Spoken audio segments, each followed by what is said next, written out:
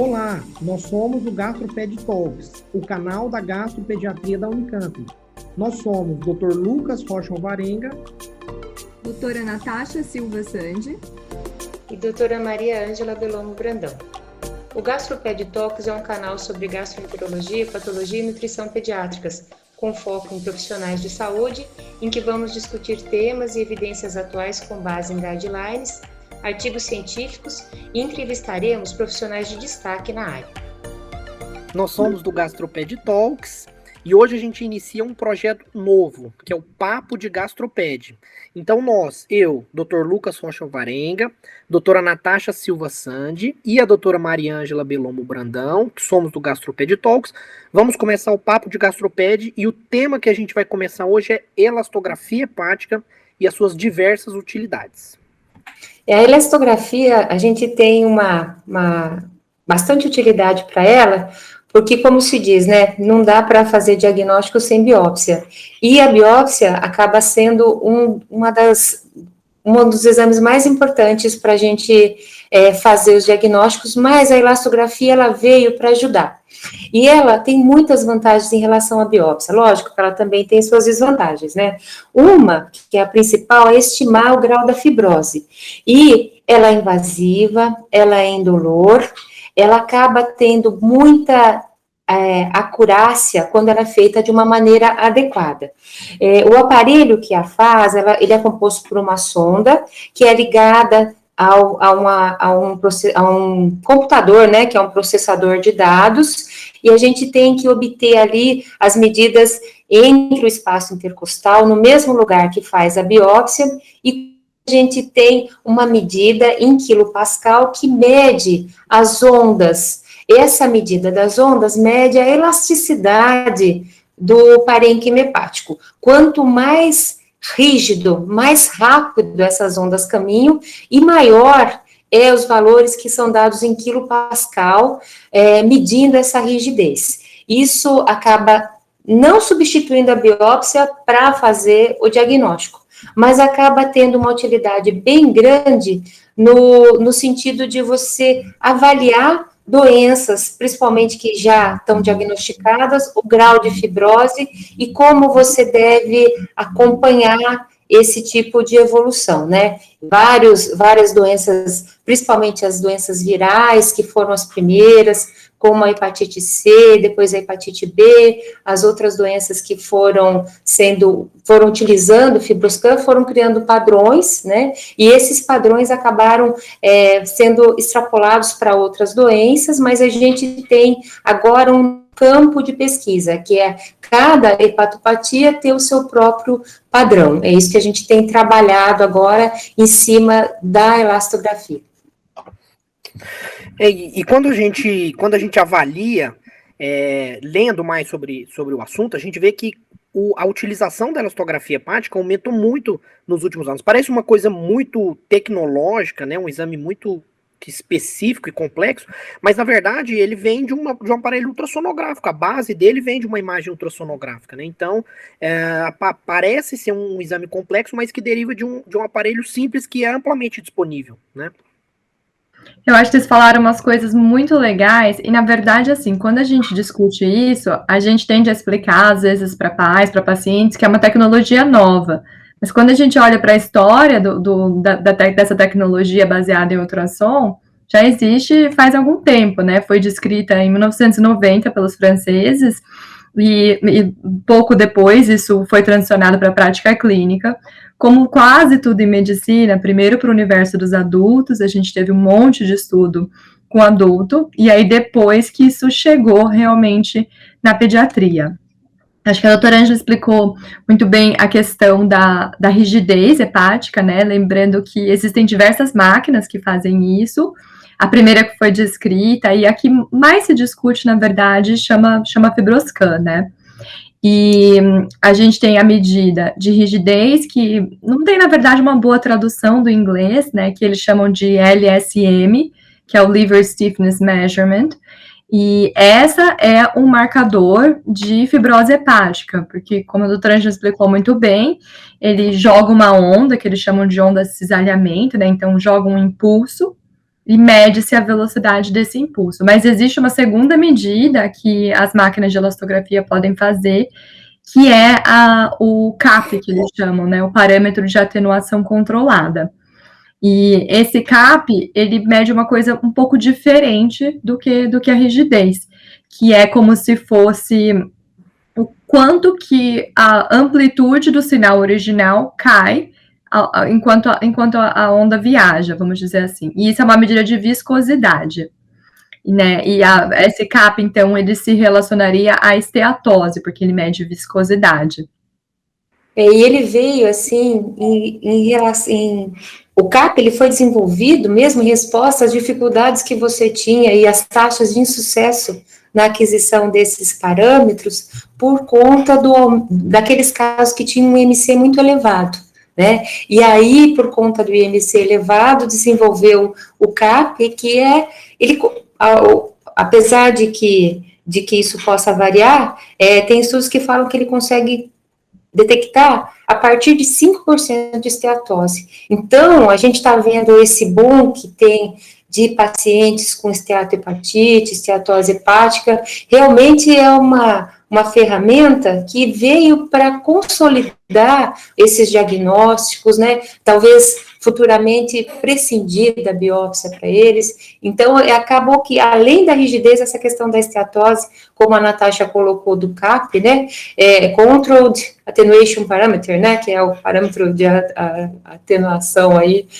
controlada, né, ele acaba tendo essa outra função que a gente, como gastropediatra, a gente tem visto aumentar proporcionalmente também os casos de esteatose, esteatohepatite, né, e a gente espera que isso aumente e que o FibroScan, ou a elastografia, né, eu falei FibroScan porque é um dos mais utilizados, ele possa servir aí como instrumento de bastante utilidade.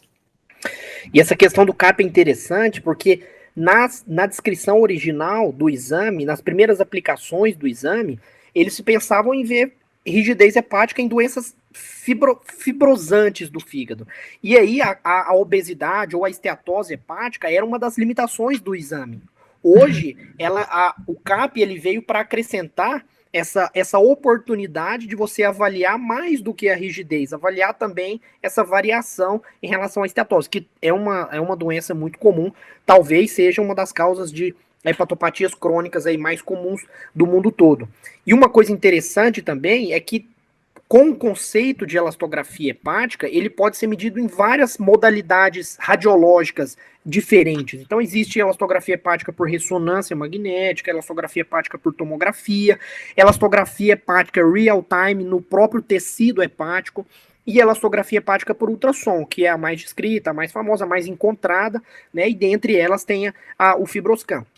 Há uma discussão interessante na prática, na literatura, em relação aos métodos visuais da elastografia, principalmente ultrassonográficos, que você consegue visualizar a imagem do parênquima e escolher, pelo ROI da ultrassonografia, por exemplo, escolher qual local que você quer fazer essa medição, né, pelas ondas de cisalhamento. Mas o FibroScan não tem essa oportunidade, ele é um pouco mais específico nesse sentido, ele é mais preciso, ele é mais acurado para avaliar a fibrose hepática, mas ele não dimensiona o local que está sendo avaliado. Então, para avaliar uma massa específica, por exemplo, ou um local específico do fígado, o FibroScan talvez, apesar de ser um exame mais tecnológico, talvez não seja o aparelho mais adequado, né? Então, existem essas variações, né? Perfeito, só para complementar, porque a doutora Ângela falou da unidade da rigidez, né, que é o quilopascal, então a unidade do CAP é diferente, né, é em decibel por metro, né, então só para a gente diferenciar essas duas coisas. Mas acho que vocês falaram coisas muito interessantes, e uma das coisas que o Lucas tocou, que é a questão relacionada a uma limitação realmente da elastografia, que como a gente realmente mede numa parte específica, né, do lobo direito, em doenças em que a distribuição da fibrose é heterogênea, então não acaba realmente sendo a melhor ferramenta. Quando eu fiz o meu treinamento de FibroScan aqui no Canadá, o que foi apresentado pela equipe, né, que faz o treinamento, é que a gente ainda não poderia usar o CAP em pediatria, porque não teria sido aprovado para esse uso. Mas a gente sabe que já existem diversas publicações realmente mostrando que sim, tem utilidade e que tem, né, confiança, né, ele é uma ferramenta que mostra resultados de forma acurada, de forma consistente na população pediátrica. O Lucas colocou aí um termo que é o ROI, que é Region of Interest, né? Que você seleciona a região que você quer medir. Mas a gente sabe que se você for pensar numa doença que não seja localizada, mas que tem um acometimento mais global, o que está padronizado, por exemplo, no FibroScan é fazer no espaço intercostal que você faz a biópsia.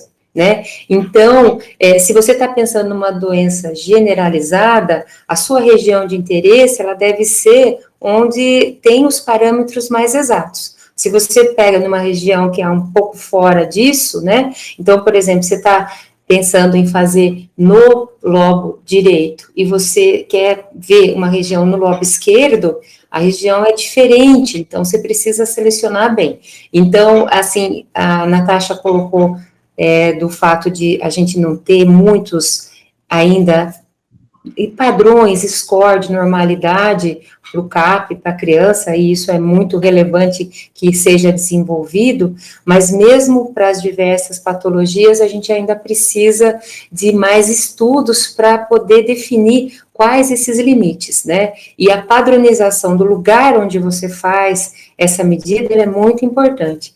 Outra coisa que eu queria lembrar também é que essa medida ela pode variar se você tiver as transaminases muito elevadas, você não deve fazer se tiver ascite, porque a ascite muda tudo. Então, tem vários aspectos aí que podem gerar erro. Então, você tem que respeitar esses aspectos para você poder fazer os acertos necessários. E isso é interessante, isso é muito legal, porque realmente uma das limitações que a gente tem em vários exames na pediatria é essa questão da limitação do valor de referência, né? E em relação à elastografia, a mesma coisa. Em outros marcadores não invasivos de fibrose hepática, a gente também tem esse problema. Tem um estudo interessante que foi publicado em 2011, que eles conseguiram avaliar e padronizar mais ou menos um valor de referência. Eles utilizaram 240 crianças saudáveis para avaliar os valores médios da elastografia pelo FibroScan. Eles encontraram um valor mais ou menos de 4,7, com um limite superior da normalidade de 6,47. Seriam valores um pouco aumentados quando a gente relaciona a elastografia hepática. Estudos já mostram isso, que dá para a gente correlacionar os valores numéricos encontrados em quilopascal com o correspondente numérico em Metavir, que é a escala da histologia, a escala mais famosa da histologia. Quando a gente faz essa correlação, 4,7 até 6,4, que foi o que esse estudo mostrou, são valores um pouco aumentados, corresponderia ali a um F1, F2 no Metavir, né, no score histológico. Então, talvez, será que esses seriam realmente os melhores valores? É um estudo único, apesar de utilizar um grande número de crianças, mas é um estudo único, a gente precisa ver qual essa população escolhida, né? Então a gente sabe hoje tanto que tem interferência da esteatose hepática, por exemplo, né? Então talvez deveria estratificar os valores normais de elastografia para uma população relacionada com o peso, com a estatura, com a idade, isso dentro da faixa etária pediátrica, né? Que é o que a gente está falando. Se tem ou não comorbidades, então até que ponto existiria um valor de referência para crianças saudáveis, ponto, entendeu? Lucas, só para deixar bem claro que você está falando de rigidez, né? Porque a gente falou de rigidez e a gente falou do CAP, então para a gente separar bem as duas coisas. Acho que o que você levanta de ponto em relação ao valor de normalidade é essencial, né? As recomendações do produtor dessa máquina, que é a mais comercialmente disponível, ela vem em relação a valores de referências para adultos, né? E aí, no valor de referências para adultos, para a maioria das doenças hepáticas que a gente conhece, um valor até 5,5 ou 6 vai ser um valor normal para adultos. Uma das coisas que eu notei praticando, né, e realmente fazendo esses exames, existe uma diferença muito importante conforme a criança fica maior e você muda de transdutor.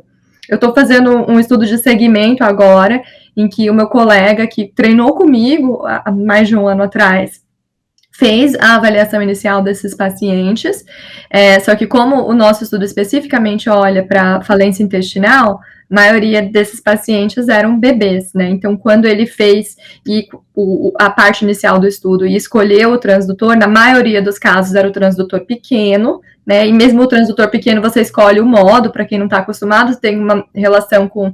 Você vai escolher o transdutor baseado no tamanho do tórax da criança, certo? E aí, o que aconteceu? Eu estou vendo essas crianças um ano depois e estou realizando o exame com o mesmo transdutor, porque ainda é o transdutor pequeno na maioria dos casos, mas no modo de avaliação diferente, em que a onda de cisalhamento, ela vai mais profunda para fazer a medida.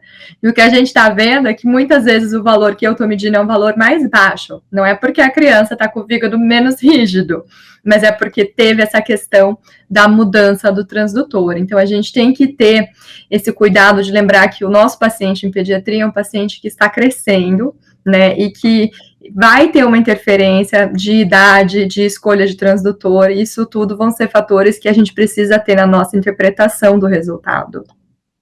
E você sabe bem, o Lucas também, que vocês dois fazem fibroscan, né, que tem que acertar o espaço intercostal, você não pode... imagina o bebê você fazer e acertar o espaço intercostal, né? Então, certamente, crianças maiores vão ser menos desafiadoras. E a criança tem que ficar quietinha também, né? Porque adulto, você fala para ele, para, ou criança maior, você fala, para de respirar agora. Mas criança pequena, não. A habilidade que você tem que ter é uma habilidade muito maior.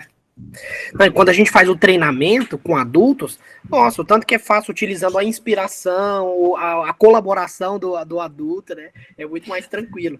Mas uma coisa interessante é que a gente está falando aqui, como gastropediatra, da elastografia hepática, mas por ser um método de imagem, ele pode ser usado para qualquer órgão sólido. Então, tem estudo com elastografia de tireoide, de baço, de próstata, mama. Então, existem outras aplicações aí já bem conhecidas de elastografia hepática também, principalmente na esplênica. É muito interessante tentar, os estudos estão tentando agora correlacionar a elastografia hepática com a esplênica, para predizer, num cenário de hipertensão portal, predizer varizes gastroesofágicas e tentar relacionar isso com o grau de hipertensão portal. É muito interessante essa aplicação, né? Porque é um exame simples que você pode fazer os dois assim em pouco tempo, né? Sem ser invasivo, né? Que talvez seja a maior vantagem da elastografia hepática, né? Eu acho que uma das coisas que também vale a pena ser discutida é como a gente avalia a qualidade desse exame, né? Porque quando a gente discute no universo dos adultos, a gente fala sobre porcentagem de sucesso, né? Quantas vezes que a gente jogou a onda de cisalhamento e a gente obteve uma medida adequada. A gente fala sobre o intervalo interquartil e a relação disso com a sua mediana. E no mundo dos adultos é muito fácil você fazer um exame muito homogêneo, porque a pessoa está realmente, né, toda colaborativa, né, respirando, então a gente espera que essas medidas tenham menos variação. Enquanto na pediatria, quando você está obtendo um valor, principalmente das crianças com valor normal, que tem um valor mais baixo, dentro do valor de referência, uma pequena variação dessa medida, porque realmente você não está realizando as 10 medidas, precisam ser realizadas no mínimo 10 medidas para o exame ser considerado completo, você não está realizando elas necessariamente na mesma, vamos dizer, continuação da mesma tentativa. Então, a gente acaba vendo uma variabilidade maior nos nossos exames em pediatria. E todos os estudos que a gente vê acabam mostrando um pouco isso, que realmente o que a gente aceita como um exame de boa qualidade em pediatria é um pouquinho diferente do que os nossos colegas dos adultos descrevem, e que mesmo assim a ferramenta permanece tendo utilidade nas diferentes doenças hepáticas crônicas em pediatria. E talvez, interessante isso aí, que talvez o exame tenha a sua importância como o paciente sendo o controle dele mesmo. Talvez essa seja a resposta para a pergunta nossa de quais são os valores de referência. Então, talvez não é importante a gente saber qual é o grau de fibrose daquele fígado inicialmente, mas como está sendo a evolução da fibrose daquele fígado. Essa talvez seja a melhor resposta, porque ele vai ter o diagnóstico de uma hepatopatia crônica, que leva à fibrose, originalmente, e aí ele vai sendo o controle dele mesmo. A gente vai vendo se é interessante fazer fibroscan ou elastografia hepática, né, mensal, anual, a cada 2 anos, a cada 3 anos, se vai correlacionar com a clínica, se correlaciona com os outros marcadores não invasivos. Então eu acho que é um somatório de fatores, para a gente diminuir essa variabilidade entre o próprio paciente ou entre um grupo de pacientes, né? Porque isso acontece realmente. E os desafios são muitos, né? Porque se originalmente ele foi feito para hepatite C e essa relação foi feita com o score de Metavir da biópsia, hoje a gente percebe a necessidade de você ter cada doença com o seu próprio score. E se você for pensar em tudo que a gente falou, que a Natasha falou também, que você tem que ver a idade do paciente, o peso, a estatura, o IMC, para criar um próprio padrão, o paciente sendo o padrão dele mesmo, eu acho que é a melhor solução, porque vai ser muito difícil, né, você está fazendo uma tese sobre isso, né, Lucas? É muito difícil você pegar doenças que não são comuns, são pouco comuns, e fazer um score para aquela doença, né? Exatamente. Falando da aplicabilidade, agora um pouquinho, né, da aplicabilidade dentro das doenças hepáticas, por exemplo, na hepatite autoimune, né, que é a minha tese que a doutora Ângela citou, a importância do fibroscan na hepatite autoimune. Primeira coisa é isso, é entender que como se comporta a doença. Ela é uma doença fibrosante e homogênea, parece ser uma doença que evolui de forma homogênea no fígado. Isso é uma vantagem para quando a gente está falando de elastografia hepática, né? Porque existem doenças, a gente sabe que são mais focais, que não é o caso da hepatite autoimune. Não existem valores de referência, como a gente falou, para hepatite autoimune especificamente, e todos os estudos fazem com hepatite autoimune comparando com outras doenças, e realmente essa é uma conclusão de praticamente todos os estudos, em adultos ou em crianças, que cada valor para cada doença deve existir um valor de referência ou um intervalo de referência específico para cada doença, e além disso, para cada fase da doença. É diferente você pega um paciente recém-diagnosticado com hepatite autoimune, que ainda não está sendo tratado, e você pega um fígado em franca atividade inflamatória, é um valor determinado de fibrose hepática. Outro é um paciente que já está sendo tratado há vários anos, refratário ao tratamento, com fígado já bem comprometido no sentido de fibrose, não com inflamação ativa mais, com valores baixos de transaminases, por exemplo. O valor é outro, a avaliação e o entendimento da elastografia hepática naquele momento é outra. E além disso, doenças que cursam com cirrose, por exemplo, reduzem o tamanho do fígado, a avaliação da elastografia é muito mais difícil. A gente não consegue achar o fígado nem no ultrassom. Imagina fazer uma elastografia desse fígado cirrótico pequenininho, né? Então, tudo isso tem que levar em consideração, né? Eu acho que você tocou num ponto essencial, que é a questão da atividade inflamatória, né? Então, a gente sabe que ter um fígado cheio de atividade inflamatória, por exemplo, numa insuficiência hepática aguda com necrose, isso vão ser fatores que interferem e que a gente não necessariamente tem hoje conhecimento suficiente para conseguir distinguir entre o que é a interferência desse fator de confusão versus o que seria, de fato, fibrose. Eu tive um caso muito interessante que a gente fez interconsulta recentemente, que foi uma criança que foi transferida com insuficiência hepática aguda, e, lógico, a gente foi envolvido como serviço muito cedo, e ela foi para o ultrassom, por nossa recomendação, como parte da avaliação da insuficiência hepática aguda, pensando que podia ser uma trombose, pensando, né, que poderíamos identificar alguma doença, sinais de doença crônica. E o colega radiologista decidiu fazer, sem a gente ter pedido, uma medida de elastografia. E veio uma medida de elastografia super alta, veio uma elastografia de 30. Então, a interpretação do colega que fez a pergunta para a gente era: nossa, essa criança tem doença hepática crônica. E não era uma insuficiência cardíaca descompensada. Aquilo era congestão, né? Então, vale lembrar que a gente ainda não sabe interpretar como outros fatores vão afetar a qualidade do nosso exame, né? E já que a gente começou a falar de doenças específicas, né, eu acho que quando a gente fala de patologia, uma das coisas que a gente não pode deixar de discutir é a atresia de vias biliares. Já tem alguns trabalhos em literatura bem interessantes, né, olhando para essa pergunta, mas ainda a gente está engatinhando nesse campo. Primeiro, porque inicialmente pensava-se que a elastografia era praticamente uma ferramenta que só podia ser usada em adulto, né? Que, imagina, era uma loucura tentar fazer elastografia hepática num bebê, que exatamente como a gente falou, não vai colaborar com o exame. Mas cada vez mais tem saído trabalhos, e recentemente eu vi um trabalho que saiu no Hepatology, em 2018, que é uma das revistas, né, mais célebres da hepatologia, com crianças com atresia de via biliar, e era um número pequeno de crianças, na verdade. Eles fizeram um trabalho com 15 crianças e mesmo assim teve uma publicação nessa revista de fator de impacto alto. E eles viram, então, que se eles considerassem a avaliação de um lactente colestático e fizessem uma elastografia, um valor de rigidez a partir de 7,7 kPa já era muito preditivo de atresias de vias biliares versus as outras causas de colestase. Acho que, lógico, a gente nunca vai ser uma ferramenta para diagnóstico de atresia, não me entendam mal, mas, sim, eu acho que no contexto ajuda a gente a tentar diferenciar, é mais uma informação que pode ajudar, né, no fechamento daquele diagnóstico que é tão difícil. Esse valor de 7,7 no estudo que foi publicado no Hepatology tinha uma sensibilidade de 80%, que não é uma sensibilidade boa, mas tinha uma especificidade de 97%, porque é difícil a gente ver lactente cirrótico. E aí a atresia de vias biliares é uma das coisas que vai causar uma fibrose muito precocemente.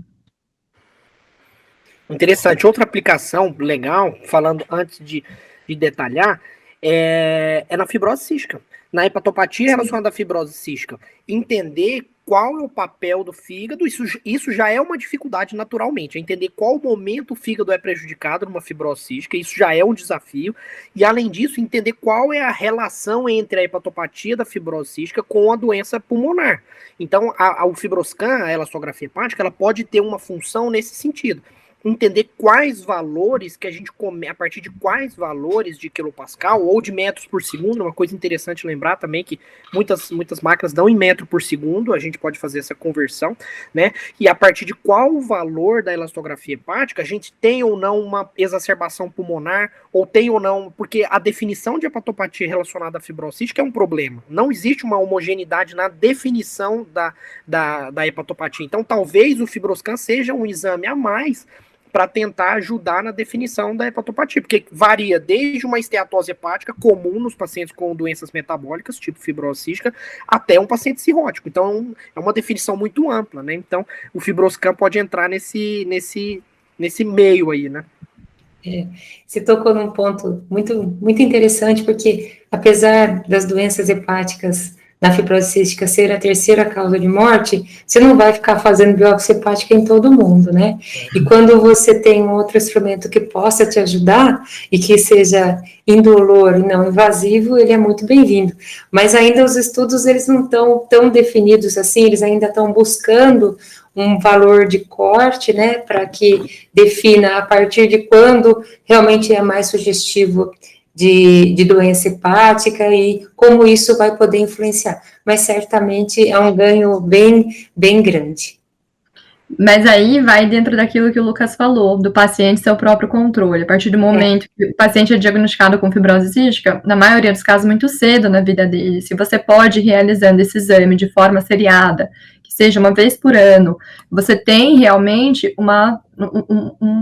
um parâmetro para você se basear para aquele paciente. Talvez vai passar pela dificuldade da questão da troca do transdutor, conforme o paciente cresce, tudo isso, mas somado a toda a outra informação clínica que você tem a respeito desse paciente, realmente torna-se uma ferramenta clínica de uso muito interessante. E como a doutora Ângela pontuou, não temos muita literatura a respeito, então fica aí sugerido para os nossos colegas entusiastas, né, que talvez tenha espaço para um trabalho nessa área. Interessante. Eu vejo a elastografia hepática fazendo um paralelo mais ou menos com uma endoscopia na hipertensão portal. Você não vai fazer endoscopia o tempo todo para todo mundo. Você sabe que tem uma doença hepática crônica que pode levar a uma hipertensão portal, ou a gente sabe que evolutivamente ela vai levar a uma hipertensão portal, mas a gente precisa reunir dados favoráveis para falar, não, provavelmente esse cara, por esses dados não invasivos que eu tenho, provavelmente esse cara vai precisar de uma endoscopia digestiva alta. Então eu acho que o FibroScan entra nesse sentido, é uma ferramenta a mais para juntar com outros marcadores não invasivos, APRI, FIB4 e aqueles outros marcadores vários que a gente tem, de scores clínicos e bioquímicos, e juntar o FibroScan e falar, não, esse cara provavelmente ele vai precisar de uma biópsia, e a biópsia entra nesse sentido. Então o FibroScan ele tem uma valorização nos extremos. Você pega um cara que tem sempre um FibroScan baixo, uma elastografia hepática baixa, e clinicamente ele está sendo controlado a doença dele numa hepatite autoimune, por exemplo, provavelmente esse cara não tem cirrose, eu não preciso biopsiar para saber que ele não tem. Da mesma forma, se eu faço uma elastografia hepática num cara que está sendo tratado, adequadamente tratado, está respondendo clinicamente, ou pelo menos está com a doença sem sinais de uma inflamação ativa no fígado, como a Natasha comentou, que tem esse viés, e ainda faço um FibroScan e tem um FibroScan de 20, totalmente um F4, provavelmente esse cara já está cirrótico, entendeu? Então, eu acho que somando tudo isso, a gente consegue mais ou menos filtrar quem vai ou quem não vai para a biópsia. Não é só o FibroScan substituindo a biópsia, mas é um somatório de fatores, né? Eu acho que você tocou num ponto absolutamente essencial. E também, recentemente, eu vivi isso, né, na prática clínica, que a gente estava fazendo avaliação de um paciente de reabilitação intestinal, que tinha algum grau de acometimento hepático, então a gente tinha transaminases elevadas, tinha bilirrubina discretamente tocada, e a pergunta na hora de listar era se a gente ia listar essa criança para um transplante multivisceral, então combinado de intestino-fígado, ou se essa criança realmente poderia ir para um transplante apenas de intestino. E nesse momento a gente decidiu, então, lançar a mão da elastografia para ajudar nessa decisão. O valor veio um valor intermediário, e aí a nossa decisão foi não. Então, nesse caso, a gente realmente precisa proceder, realizar a biópsia hepática para fazer essa decisão. E aí o resultado da biópsia foi que não tinha uma fibrose significante, a gente acabou procedendo realmente só para fazer o transplante de intestino. Então, é uma ferramenta útil, mas que logicamente tem as suas limitações, né, como a gente bem sabe. E já Pessoal, que eu pode falar. Não, já que eu comecei a falar de insuficiência intestinal, não consigo deixar de puxar a sardinha para o meu lado. Então, é outro campo, né, de reabilitação intestinal, de falência intestinal, que a coisa também está muito incipiente, mas que já existem alguns estudos, de novo, mostrando que a elastografia, a medida da rigidez, mais do que o CAP, mais do que a medida da esteatose, tem um papel. E, inclusive, teve uma experiência publicada do grupo com quem eu trabalho atualmente, em que eles realizaram essa avaliação comparando com a biópsia hepática, e o que a gente encontrou aqui nos 30 pacientes que a gente avaliou, então não é um número impressionante, mas é o começo, né, são estudos exploratórios, foi que realmente teve uma boa correlação. Então, na nossa avaliação, os pacientes que tinham uma fibrose de grau 0 ou grau 1 na histologia, eles tinham uma mediana de elastografia transitória de 4,9, enquanto que no score 2, essa mediana já subia para 6,7, então a gente vê que o parâmetro muda um pouco, e para o grau 3, essa mediana já subiu para 12. Então, eu acho que aí, quando a gente realizou essa análise de forma dicotomizada, né, separando, chamando 3 e 4 de avançada e 1 e 2 de fibrose não avançada, aí o valor da ferramenta foi ainda maior, né, dicotomizando, a sensibilidade foi de 95%, então é realmente uma ferramenta muito promissora, né, para o caso dos pacientes que têm essa doença relacionada à falência hepática, que é uma doença homogênea, como o Lucas bem pontuou, né, que é uma doença que a gente espera que a distribuição no fígado seja de forma homogênea. Pessoal, então, pelo que eu entendi, Natasha, essa seria a sua take-home message, é?